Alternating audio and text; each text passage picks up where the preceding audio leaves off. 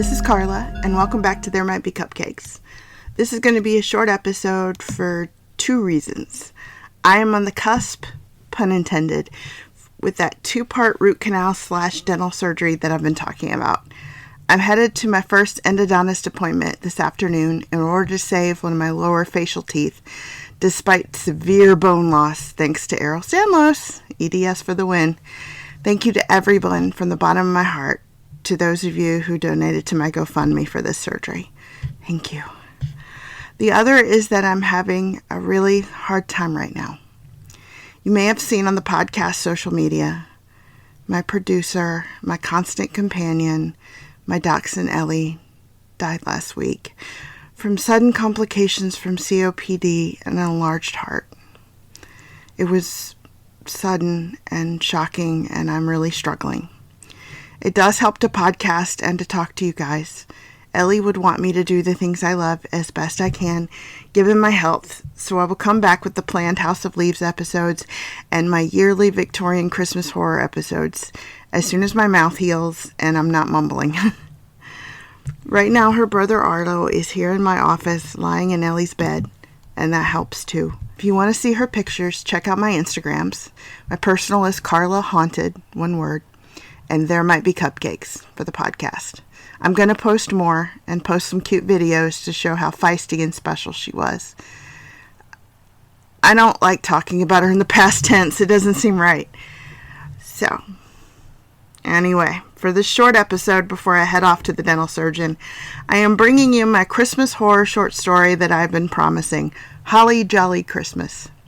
I wrote it in about an hour for an anthology that horror author Gambino Iglesias was putting together. It wasn't a perfect fit for the anthology, but he encouraged me to publish it nonetheless, which I'm going to do. I'm going to upload it for now, of course, as a download for all my patrons. The Patreon link is in the show notes. I do want to let you know some good news. After 7 years of fighting and egregious and repetitive paperwork and some rather humiliating interviews and court hearings, I have been awarded my Social Security disability finally. The government finally recognizes me as disabled and intractably chronically ill and deserving of assistance. I feel like I can finally exhale. So that's a Christmas miracle. Also, Podchaser, the best pod search engine and database and more out there, has honored me for the second month in a row. They added me to their list of 80 podcasts to discover in December, alongside the most wonderful heavy hitter Sofa King podcast, which is put on by my friends.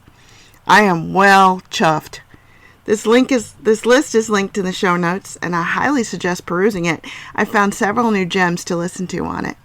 I included the November list in the show notes as well, making me feel very special at a time when it is most needed and appreciated. Thank you, Podchaser. Without any further ado, and with my love, my own first Christmas horror fiction, Holly Jolly Christmas, written at the end of November 2020.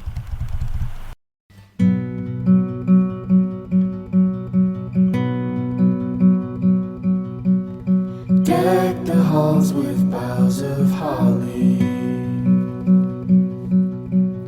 'Tis the season to be jolly. Don we now our bright apparel. Join the ancient Yuletide carol. Christmas lights keep away the monsters. Everyone knows that, along with porch lights. The Victorians knew it when they mounted candles on their Christmas firs in their dim parlors. And Thomas Edison knew it when he created the first strand of electric lights, stringing them up and down Menlo Park to illuminate the Yule season of 1880. And the good citizens of the small town of Pettyville, New York, most certainly know it when they deck their inner and outer halls with both the teeny white fairy lights and the chunky red, blue, and green bulbs of yore. The name of their town actually means small town, named, so the story goes, by a success-drunk French furrier and trapper who hunkered down to hunt and fish in the area for the winter and decided to stay when his haul of fish, pelts, and meat was surprisingly bountiful that year. That chap's name was Jean-Pierre Duret, and there were many John, Jean, and Peters named for him amongst the good folks of Pettyville. Also many related to Rays, which has become anglicized and bastardized through the 3 centuries into DeRay, and Derails. Pettyville is in the shape of a bowl on 3 sides, a valley hemmed in on 3 sides by impassable mountains. In that bowl is Pettyville proper, 1 Walmart, 1 movie theater, 1 library, 5 churches, St. Gabriel Hospital, and St. Joan Hospital for the insane, and training school for the feeble, usually just called St. Joan's. The full name of St. Joan's has never been altered in the name of political correctness, because 1, no one ever comes to Pettyville unless you have kin there, and 2, Pettites value tradition over kindness. It is what it is, c'est la vie. Ça n'a pas d'importance. One of those traditions is lighting up the entire valley with Christmas lights, starting on 1 a.m. on All Saints' Day for the most intrepid, all the way to Epiphany, January 6th. Christmas lights keep away the gloom and the monsters. And every porch light is lit. If someone forgets or the porch light bulb burns out, that person will get a friendly knock on the door, a firm but smiling reminder to light up. Now would be good, neighbor. The knock and reminder, and most definitely stand and wait, of course, is accompanied by a hot casserole or fresh-baked Christmas cookies, or in the case of older Pettites, perhaps a real plum pudding. One other tradition that Pettyville loves at Christmas is to keep away the gloom is the Christmas guest. It feels like an outsider really saves Christmas, so to speak. Each year, one family or bachelor or bachelorette will invite someone from outside Pettyville to spend the holiday season in their cozy village and to enjoy their quaint traditions, like stringing all those lights through the town square and baking the town's version of Moravian molasses cookies in tree and snowflake shapes to hand out during the work. The outsider will always be delighted to find, all bundled up in their big city puffy coats and faux fur topped hats, that they get to flip the switch on the giant Christmas tree in front of the bandstand and the gazebo in the square. Their delighted smile is one of the best parts of the season. One can tell they feel that they are right in the middle of those TV Christmas movies, with the perfect snow falling all around and the townspeople needing their help. Well, not needing them, but wanting them, so kinda needing them. This year, it's Holly Davidson. Her first name gave a little thrill and some hushed and guilty giggles when the announcement email circulated. She was coming to visit Gilbert Derails, and since she was an anthropology grad student studying insular communities, she cleared it with her professors that she could come All Saints' Day and work on her thesis remotely from Gilbert's house. She wanted to see it all, the dismantling of Halloween, the lighting of the lights, to keep away the monsters. Apparently, she'd had some feelings for him. They'd met online. He had courted her especially for Christmas, the entire town knew. But Holly did not. And she was so excited to meet everyone and participate as much as she could. She confessed to Gil, who told everyone else via the email serve, that she had downloaded some Lifetime and Hallmark Christmas movies to get into the mood. Not that I'm saving Christmas by showing up and opening a bookstore and getting a boyfriend, LOL, she had sent, and Gil had dutifully resent to everyone. But it makes me feel bubbly inside. It has that weird element to it. I will be the only person not from Pettyville, right? Yes, he answered. Oh, yes. Holly Jolly Christmas, in case you didn't hear. Can I bring champagne? Definitely warranted. So Holly arrived with her laptop and her champagne and her downloaded silly happy movies, and the light stringing began to keep away the monsters and the gloom. Days passed with hot chocolate and cookies and so many strung lights and snowball fights and fires in the fireplace. No room was ever quite dark, ever. And Holly got used to that, sort of. She also got used to how everyone was always smiling at her. Sort of.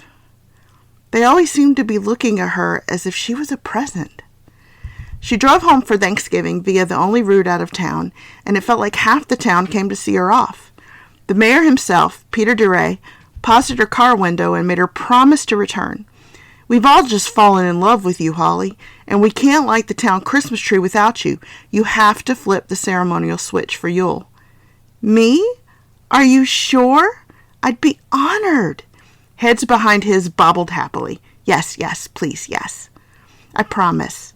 I'm going to my parents for Thanksgiving, then meeting with my advisor to review my thesis, exchanging some research materials at the university library, then I'll be back. So Wednesday. We will be counting the days. And as Holly drove away, she felt they actually would. But it also felt nice. Really nice to be needed so badly, as if Christmas wouldn't happen without her. And she was excited to experience a community that combined their celebrations of Yule and Christmas. Wednesday morning, Holly returned and was serenaded by the St. Perpetua Catholic Church's children's choir singing The Holly and the Ivy, and Gilbert's open arms. She really felt like a pretty actress in a Christmas movie, saving Christmas for a small town. And she began to neglect her thesis as she strung more lights in the outskirts of town, reaching into the gloomy mountains. Yule dawned cold and crisp. Gilbert asked her to wear her white cabled sweater. He said it accentuated her pretty red hair. And did she have white slacks or a white skirt? She put on her cream-colored corduroy pants, feeling oddly like a snow bunny or a human stop sign, wondering why casual Gil suddenly cared what she wore. Yule traditions? Maybe he was just nervous about everything being just so for the tree lighting. They sat before the fireplace all day, her in his arms, drinking hot toddies. The whiskey tasted a little bitter, kind of strange, but Holly didn't complain. She was 2 weeks behind on her thesis, and she just wanted to lose herself in the crackling fire and the alcohol and the nice man with his arm around her and the lovely Christmas music softly playing and the twinkling lights, all the twinkling lights, twinkling, twinkling, twinkling, twinkling, twinkling. It was so cold. The back of her head was cold. Why was her hair so cold?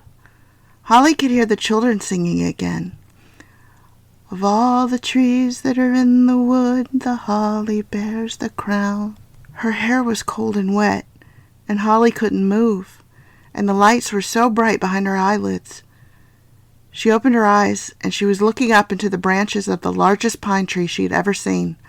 It was saturated in lights, the chunky old-fashioned red-blue-greens, and the white twinkly fairy lights, all intertangled in a Christmas glory of chaos. She tried to raise her head to look around, and her head jerked back into place with an icy jolt. Children changed to a French choral song that sounded medieval, and the crowd joined in, swaying and holding hands, looking out of the corner of Holly's eyes like the Who's down in Whoville. She couldn't move. She couldn't move. She couldn't move. Gilbert! Gilbert! I'm right here, babe. He kneeled beside her, crunching in the snow, smiling that sweet holiday smile that she'd fallen in crush with. We promised you would do the honors of the ceremonial throwing of the switch, and here you are. What are you talking about? The tree's lit. Am I tied up? Help me. He smiled proudly. Yes, tied up with Christmas lights that don't work anymore, and good old-fashioned twine and staked to the ground. And I wet your hair after the drugs took hold, so it's iced good and proper and placed to the snow. But the light switch is right by your left hand. Here, feel it, baby. He put his hand over hers, and even though she jerked away, he gently guided her touch to the switch that controlled the tree. When we give the signal, you'll turn the Christmas tree's lights off. Holly struggled in vain, bucking against the ground. Gil, continuing to smile proudly at her, placed one strong hand against her shoulder, pressing down hard. You said you felt like you were saving Christmas. You are, baby. The lights keep the monsters away. You're mad! She writhed in vain in the snow, whimpering, ashamed of the sound she was making, angry at her shame. You're crazy! But monsters have to be pacified. Relationships are symbiotic, you see, at their very core. Give and take. Dis donc. Pay attention. He pressed down harder and pinched her brachial nerve. She screamed and stopped fighting, simultaneously feeling numbness and electrical pain. Good girl. See, our founder, Jean-Pierre Deray, was so excited by the bounty of this valley's rivers and forests that he overtrapped and overfished. He was so grateful to be alive and to be banking money that he nearly killed off the beavers and trout. He made enough money to found this beautiful town, but the animals that also live off these animals were not pleased. Not pleased at all. He chuckled as if at a slightly mortifying family holiday memory. So they came down out of their dark mountains, the mountains that surround our little town, and made him a little deal that he, couldn't refuse. Once a year, He would lower all the lights so they feel comfortable, and he and his descendants would leave them an offering to make up for the depleted game. We owe so much for this happy, lovely home we have. Murmurs of assent from the happy crowd. Someone in his line decided Christmas was a symbolic time, gifts, and monsters, let's be honest, that's not a mean word. We're not a PC people, and anyway. Someone agreed since winter is a lean time, Christmas was perfect, and we can't offer one of our own. We are too insular of a community. We tried once or twice and it went badly. He looked around for affirmation, and the now silent crowd agreed. Yes, oh yes, ugly, wrong, badly. So one year, someone watched one of those Hallmark or Lifetime movies about some outsider, fluffy, perky chick from the big city saving some little town's Christmas for some dumb reason, and he clapped his hands joyfully right in her face like a proud little boy, and she hated herself for flinching. Bingo! So you are going to, as our guest, turn off the tree and the surrounding lights as tradition dictates. We will all quietly return to our homes to give some privacy. And the monsters will receive their reparations for the year. Because, and he leaned close to her ear so his cute hipster beard tickled her neck, the lights keep the gloom and the monsters away. Then he grabbed her hand. Everyone began to cheer and shout, "Blessed Yule!" The button depressed under her frost-crusted fingers, and the town square, the bandstand, and the gazebo went dark, so deep. She could feel the Pettites move away and leave her in the mountain gloom in the bowl of Pettiville. And the rustling and the snuffling and the growling started. The seeking began, in case you didn't hear. 2. A. Subasati at anthrocolumbia.edu. M. Bakoven at anthrocolumbia.edu. From H. Davidson at students.columbia.edu. Subject, withdrawal from program. I have decided at this time to withdraw my thesis for consideration and am withdrawing from the master's program for personal reasons. I need to take a sabbatical. Please forward me the withdrawal forms that I need to send to the registrar. I apologize for the inconvenience and thank you for working with me as my advisors. Signed, Holly Davidson.